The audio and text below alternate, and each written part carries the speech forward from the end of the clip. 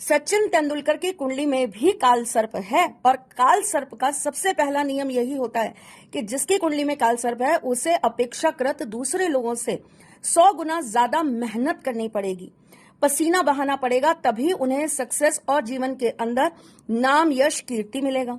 अब बात आती है यहाँ पर कि क्या सचिन तेंदुलकर ने ऐसा किया? बिल्कुल किया। वो यूं ही नहीं भगवान कहलाते क्रिकेट जगत के, उन्होंने अपना बहुत मूल्यवान समय और मेहनत दी है।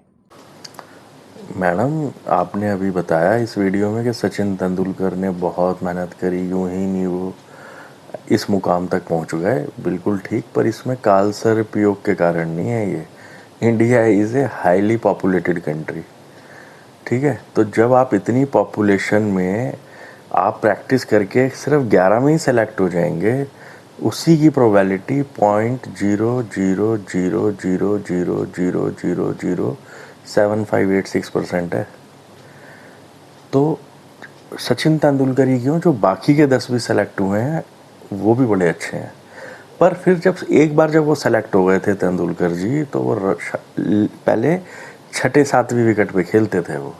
फिर धीरे धीरे उन्होंने उसको ग्रूम करके, और काफ़ी प्लेयर उस टाइम पे रिटायर हो रहे थे, ठीक है, तो फिर वो ओपनिंग पे आ गए थे वर्ल्ड कप में।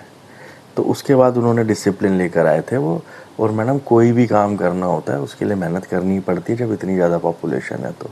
पर इंडियन टीम में तो खेलेंगे ही 11, उसकी प्रोबेबिलिटी मैंने आपको बता दी।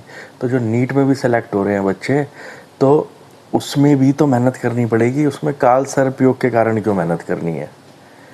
पॉपुलेशन ही इतनी है, अगर अपनी लाइफ सेट करनी है तो डिफीट करके ही कर सकते हैं अपनी लाइफ को सेट।